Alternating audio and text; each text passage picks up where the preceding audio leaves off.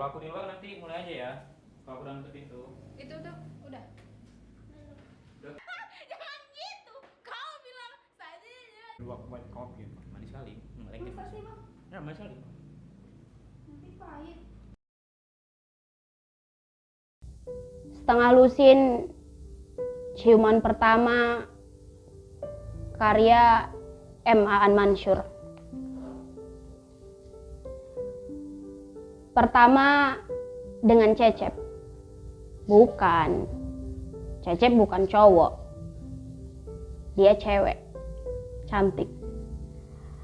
Namanya terdengar sangat cowok. Rada tomboy memang orangnya. Dia teman satu kelas saya di Madrasah Sanawiyah dulu. Dia sudah punya anak. 3. Pertama melahirkan anaknya kembar emas.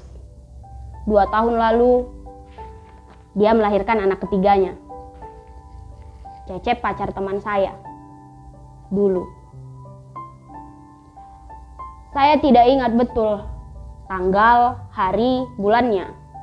Waktu itu kami sama terlambat tiba di sekolah.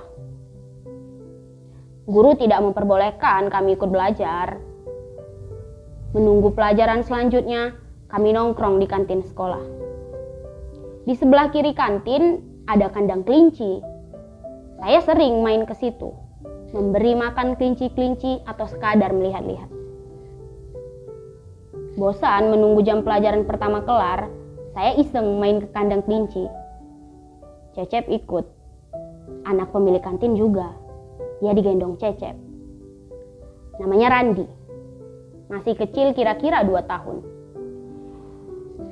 Jika ada yang harus disalahkan kenapa saya dan Cecep tiba-tiba berciuman di dekat kandang kelinci, tentu saja seekor kecoa dan Randi yang akan kami tunjuk.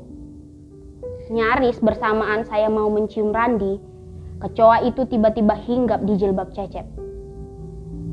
Kebetulan yang indah. Cecep takut sama kecoa. Heran, kenapa banyak cewek takut sama kecoa? Cecep kaget, tetapi saking kagetnya dia malah tidak bisa berteriak. Bibir saya jatuh menimpa pipinya, kira-kira 2 jari dari bibirnya. 1 detik, 2 detik, 3 detik, senyap. Saya geser bibir saya menyentuh bibirnya, kemudian kami tiba-tiba kaget. Dia tepatnya, dan kami menarik wajah masing-masing. Cecep menunduk, lalu masuk membawa Randi ke kantin. Kejadian singkat itu terjadi saat teman-teman kelas saya sedang belajar akidah akhlak. Membekas? Tentu saja. Ada ciuman kedua saya dengan Cecep. Ada di perkemahan Sabtu Minggu 5 hari setelah dia putus dengan pacarnya, teman saya. Kedua dengan Riana. Dia adik kelas dan pacar pertama saya. Di rumahnya dia tidak dipanggil dengan nama itu. Teman-temannya juga tidak memanggilnya seperti itu. Itu nama panggilan dari saya. Riana adalah 3 suku kata terakhir nama depannya. Dia lahir 1 Januari. Ciuman pertama saya dengannya terjadi beberapa menit sebelum 31 Desember 1996 berakhir. Beberapa menit sebelum ulang tahunnya. Di rumahnya, dia hanya tinggal bertiga dengan kakek dan neneknya. Ibu dan ayahnya tinggal di rumah lain, di kota lain. Kamar Riana terletak di bagian depan rumahnya. Ada jendela di sisi kiri kamarnya. Di situ, di jendela itu, saya menciumnya. Jendela itu tidak tinggi. Saya bisa sekalian memeluk Riana saat menciumnya. Saya mengantar kado ulang tahun untuknya malam itu. 2 album berisi koleksi perangko yang saya kumpulkan selama bertahun-tahun. Kami berdua suka saling berkirim surat. Setiap hari kecuali hari libur dan minggu.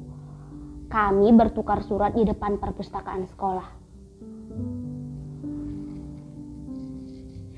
Setelah menyodorkan hadiah, dia balas menyodorkan keningnya. Saya meletakkan bibir saya di keningnya cukup lama. Tidak puas, saya mencium pipinya, lalu bibirnya. Ciuman kedua saya dengan Riana terjadi di perpustakaan sekolah. Ibu penjaga perpustakaan menangkap basah, tapi dia tersenyum dan geleng-geleng kepala saja.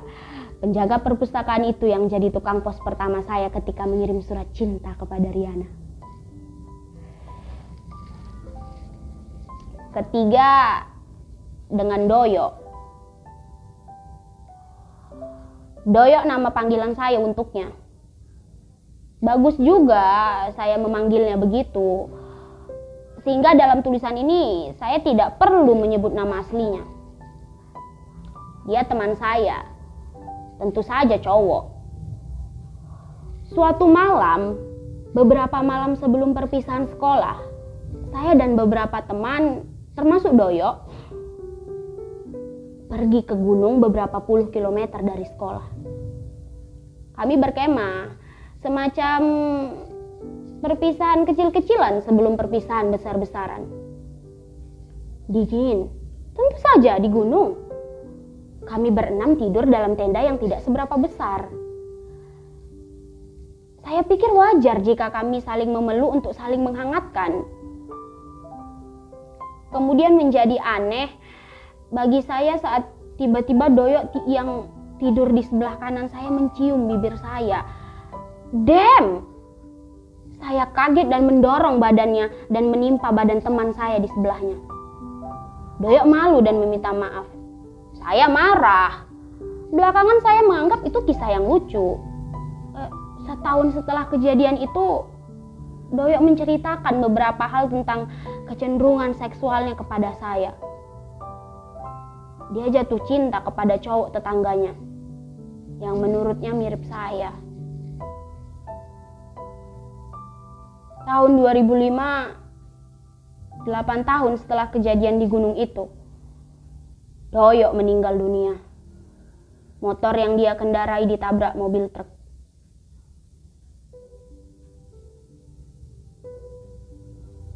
Keempat, dengan Kukila.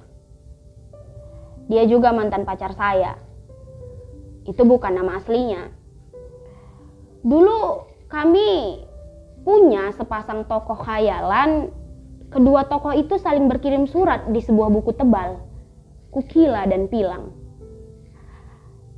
Jika malam ini buku itu ada di kamar saya sebagai Pilang dan akan mengirim surat dan menyerahkan buku itu kepadanya esok hari. Dia akan membalas surat itu sebagai Kukila. Begitu terus menerus hingga buku itu penuh dengan surat antara Kukila dan Pilang.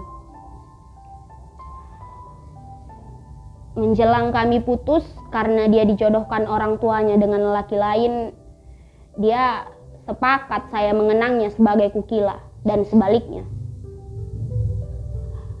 Begitulah sehingga saya terus menyebut dan mengenangnya sebagai Kukila. Ciuman pertama saya dengan Kukila terjadi di ruang tamu rumahnya. Saya mengenang ciuman itu dalam sebuah puisi berjudul Hujan Rintih-Rintih, yang kemudian menjadi judul kumpulan puisi pertama saya. Iya, waktu itu hujan. Di rumahnya cuma ada saya, kakaknya, dan dia. Kedua adiknya dan orang tuanya sedang di Jakarta. Saya mengantarnya pulang dari kampus. Seperti biasa, di perjalanan kami basah. Dia meminjamkan salah satu t-shirt miliknya dan membuatkan segelas teh untuk saya. Kakaknya sedang menonton di ruang tengah. Dia duduk di dekat saya. Saya memegang tangannya cukup lama. Saling menghangatkan telapak tangan. Dia menunduk saja. Saya menarik dan mengecup keningnya. Setelah sebelumnya mengecup punggung tangannya. Dia mendongak dan saya mengecup bibirnya. Saya tidak mau menceritakan lebih detail lagi. Saya kira malam itu saya membuat hujan di luar jendela rumahnya menggigil karena cemburu. Oh ya, kukila itu berarti burung dan pilang berarti pohon. Keduanya bahasa Melayu klasik. Kami menemukannya di Kamus Besar Bahasa Indonesia. Kelima, dengan sebut saja dia. Saya berciuman dengan tunangan orang. Begitu ekspresi kesal saya waktu itu. Beberapa saat setelah dengan senang hati menciumnya, dia yang memulai. Sumpah sebelum dia mengatakannya, beberapa menit setelah berciuman, saya tidak tahu dia sudah memiliki tunangan. Seminggu setelah ciuman itu, ibunya membatalkan pertunangan mereka. Sebulan setelah itu, kami pacaran. Saya dan dia menelepon ibunya. Kami sama-sama merasa bersalah. Setahun setelah itu, kami putus. Sebulan setelah putus, dia menikah dengan lelaki lain. Seminggu lalu, dia melahirkan anak pertamanya. Ciuman itu terjadi di balkon tempat saya tinggal waktu itu. Ini ciuman pertama paling panas yang pernah saya lakukan. Tetapi saya tidak ingin bercerita kenapa saya menyebutnya panas. Malam itu sesungguhnya cuaca cukup dingin. Lucu juga, semua mantan pacar saya sudah menikah. Yang sebelum dan termasuk sebut saja dia ini. Tiba-tiba saya berpikir, kayaknya bibir saya ini cukup ampuh untuk menjadi pembuka jodoh orang lain. Tapi tidak buat diri saya sendiri. Keenam, dengan Mansur. Ya, dia laki-laki. Ciuman saya dengannya terjadi saat saya masih berusia kira-kira 9 tahun. Dia berkumis dan saya tidak suka dicium lelaki berkumis. Ciuman itu terjadi suatu sore di belakang bus berwarna putih. Dia mencium saya setelah memberi saya selembar uang 1.000 rupiah. Saya meronta. Saya tidak suka dicium pria dewasa. Ciuman sore itu adalah satu-satunya ciumannya yang saya ingat. Bagi saya, itulah ciuman pertama dan terakhirnya. Ciuman itu terjadi saat dia mau berangkat dari rumah. Dia tidak pernah pulang sejak saat itu. Tahun 2010 lalu, saya tahu dia sudah meninggal di sana. Entah di mana tepatnya.